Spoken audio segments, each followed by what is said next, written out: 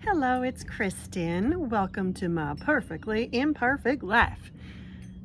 And boy, is it imperfect. Anyway, I don't have a haul for you today. I just wanted to talk about something medically or something happened to me that I want to tell you. So, in the case that you go through this, you need to get it taken care of. Okay, so let me give you backstory. Well, first, really quick, I was in the hospital for 7 days. My doctor insisted I go to the ER so I can get immediate attention.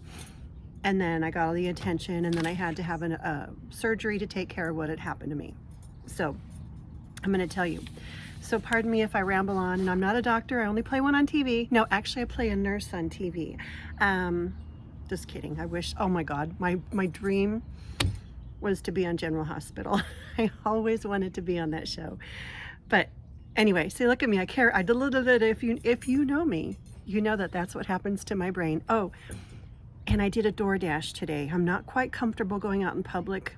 Although I did go to work today to see the office staff and my workmates and some of the kids. I just wanted to get the feel of me walking around and getting back into the workforce. Oh, and by the way, I am wearing something that 99.9% of you are not wearing, and I have to wear this for about several weeks. So I'll get to that in a minute. So, okay. Alrighty. Oh, I said DoorDash. That's why, because I'm caffeined up. I did a DoorDash for Starbucks. I never buy Starbucks, but I have to eat a high fiber diet. So I had grape nuts for breakfast, and then I've been having like this not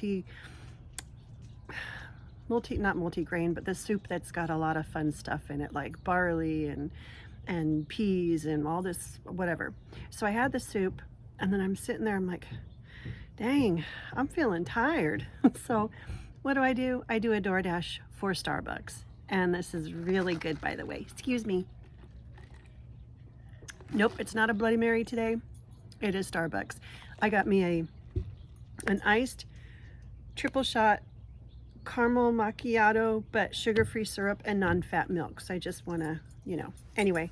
Okay, so let's back up. Okay, so as a woman, well, not as a woman. Okay, 2 years ago, I had this really big bad pain in my pelvic area, and then I was kind of burning when I urinated, and I thought, hark, I must have a UTI.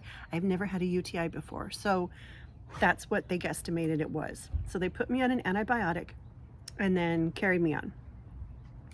Well, that wasn't working, and I think I went back to that same place, or maybe I went to an urgent care. They said it was a UTI, and then put me on more antibiotics. Then okay. So then as it progressed, we're like a couple months in, UTI is not getting better. I was having pain. They did an ultrasound where they stick the thingy in you inside the womanly parts and look around, like nothing. They didn't see anything. And then they also gave me a colonoscopy to rule out whatever. Nothing was there, although they saw diverticulosis in there. But that was like, okay, come see us in 5 years. Bye-bye. So, and then in the meantime, I'm still having these UTIs. Oh, I went to see a urologist. My doctor referred me to a urologist.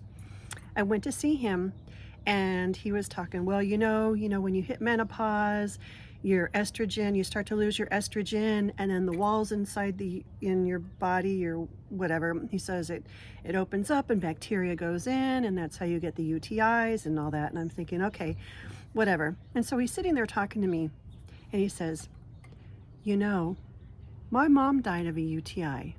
And I thought, you're telling me this? I mean, that's not even, what the frick? What kind of a urologist or doctor says, I know you're having UTI. Well, he didn't say, I know you're having UTIs, but my mother died of a UTI.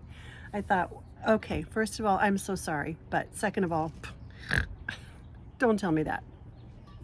So anyway, he gave me these little estrogen little thingies that you stick up in yourself, and that should tighten everything. And I was not into it, didn't want to do it, didn't like it.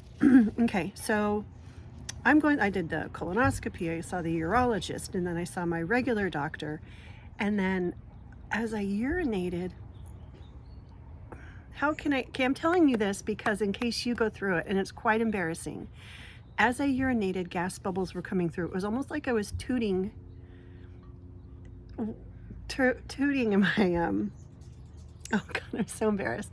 In my, where you go pee-pee, not your vajayjay, but the other part.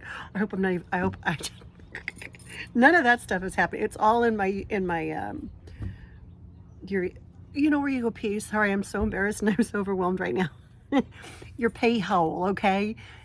I would go potty and it'd go, and it was embarrassing. Like, say I would be out, in a public place and I'm just urinating and all of a sudden I got these air bubbles coming out. And so that was happening on occasion. And then as I urinated, I would get this pain, almost like, say I was on my period, but of course I'm well over that. I'm way overdone with menopause and everything. Or like menstrual cramps, or maybe even I had one child. So, even the pain from that, I don't know. Anyways, and then when I had that pain, I would go to the restroom and little pieces would come out in my urine, like little floaties. And I told the urologist, I told the woman who did the colonoscopy, I told my doctor, and I don't know why nobody thought of it, and I was like, well, and then I'm looking online. I would look online and I would, I thought of, I wrote feces in urine, just thinking. So I looked it up and I saw this thing and I thought, no, it's a rare deal. How could I get it? I don't know. But then everything seemed to be fine. So this was in 2021. Fast forward to Labor Day weekend of this year, 2024. I went to my husband and I said, you know what? I think I'm getting another UTI. And he goes, go to urgent care, go do this, do that. Okay, I'll just take AZO, those pills. And I thought, that'll relieve my symptoms and everything. So I did that. I went to urgent care on Sunday of Labor Day weekend, and then it just wasn't getting better. So I thought, okay, I'm gonna call my doctor, not urgent care, my doctor during normal hours. I called, they brought me in, I did a urine test, and they could see that something wasn't right, and then they went to test it for the UTI. And so so he prescribed me another antibiotic. So a few days after, normally when you're taking an antibiotic, it should start to relieve your pain or your symptoms and everything. Well, this was not getting better. I started to get that stuff coming through my urine. I was at work. Well, I was really uncomfortable at work. And there was one day, it was a Wednesday, September 16th or something, or 17th. I've been losing track of days. Anyway, this was September. It was a Wednesday. I was at work. I went to the bathroom, and then I'm in the bathroom and I felt like I had to throw up. I was getting such pain. I just was not feeling well. And I told my friend, she's my friend, my coworker, I said, I have to go. And so I went into the office. I was kind of in tears, like, I'm sorry, I have to go.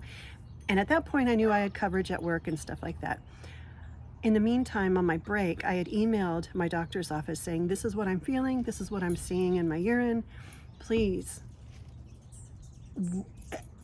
help me, So anyway, she gets back to me. She goes, please call me when you're like in a place where I could talk freely.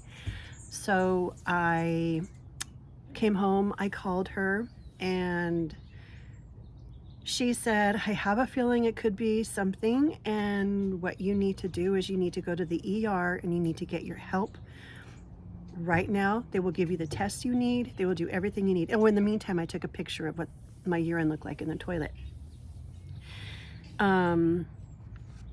Anyway, so I went to the ER, and then after, they do the blood work, urine test, they gave me a CT scan, and they concluded What I went down that rabbit hole online that I thought, oh my God, I hope I don't have this.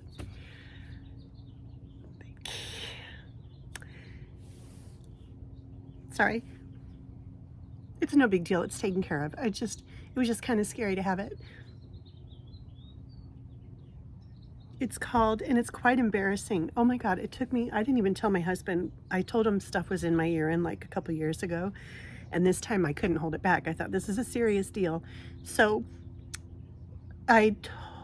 after they told me, after they confirmed what it was, I told him, and he loves me for me. It doesn't matter. It's going to be fine anyway.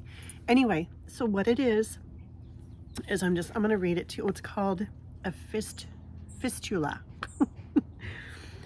It's a rare condition that occurs when there's a connection between the colon and the bladder, allowing fecal matter to enter the bladder. I mean, how embarrassing to have such a diagnosis, you know? But, hold on. Okay, sorry about that. I'm still fresh in recovery and I'm a little over emotional. I'm not on any medication or anything, but yeah, just the whole idea and everything that I've been through is just, you know, whatever.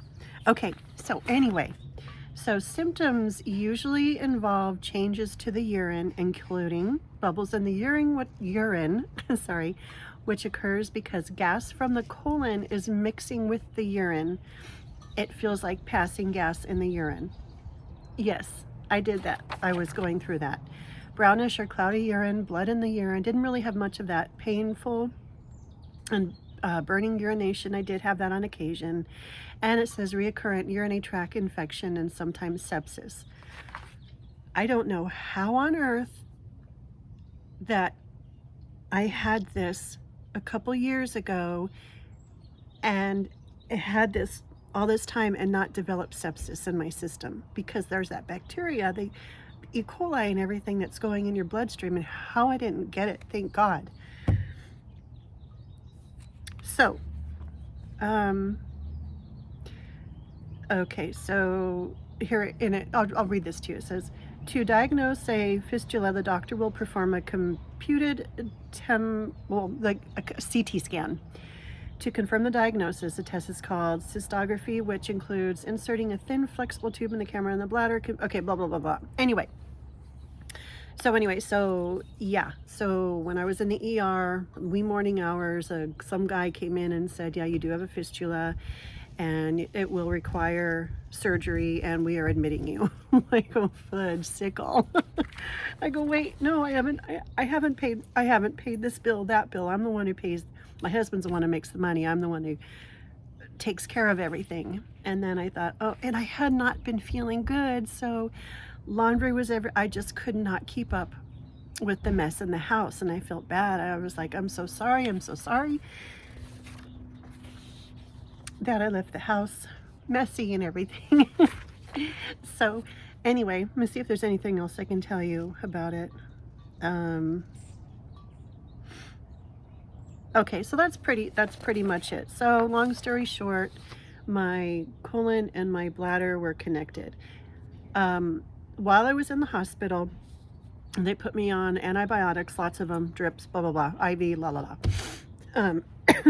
And then they said they do need to do surgery, but they wanted to do a colonoscopy first to make sure that everything is okay in there so they can do the surgery to remove part of the colon from my bladder. So they did that. Thank God I had my own room. The prep one day, I did the colonoscopy the next day, and then they said that 2 days later, or I was supposed to do surgery on Monday, so I did another cleanse on Sunday, 2 days after I did the cleanse for the colonoscopy or something, whatever. I was cleansing the whole time in the hospital.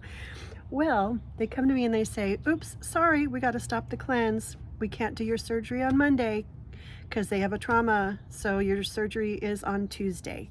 So I did the surgery on Tuesday. So and then I was discharged on Thursday. The recovery at home has been okay. What I told you at the beginning of this video is that 99.9% of you are not wearing what I'm wearing, and that is, ready? No, just kidding, a catheter. This is the most uncomfortable thing I kept trying to call the urologist office saying, can you please check the catheter and make sure they're not getting back to me, they're not taking me in? And then I was calling every day, and then I said, I need to make an appointment with the urologist. It says in my paperwork. They said, oh, well, we can't bring you in because the doctor's waiting for paperwork. Like, what paperwork is the doctor? Anyway, that's fine. So I have to live with a catheter for a few weeks. And then, yeah, so tomorrow is Thursday. I go back to the hospital and get a CT scan. I guess that's to see how everything is healing, and then we'll go from there. So the one doctor who would, the one doctor who makes his rounds, he gave me a work excuse slip for 10 days, which Friday is the 10th day, and I'm like, I don't know if the surgical team is who's gonna write a note for me to go back to work, which that's gonna be, I'm ready to go back to work, I want to, but wearing this catheter, I need to figure out how I'm gonna wear it comfortably. Do I wear my muumuus to work? I don't know. So in the meantime, my husband was out of town last week. He's out of town this week, and my son works. So overall, I've been alone in my recovery, but that's okay. I've got my dog, not that she's doing anything but follow me around, which is most wonderful. And then when I was in the hospital, my husband said a couple of people would reach out to him and say, hey, if you need anything, let me know. And I thought, I feel like just do it, because I know my husband and my son needed support when I wasn't home. And thankfully, my friend Wendy brought spaghetti and egg salad to them. And then, my work sent me some flowers and a DoorDash gift card. And then a dear friend of mine sent me a DoorDash gift card, which has been helpful because, yeah, it's been helpful. So, but anyway, that's good. So anyway, point of my video is see something, say something.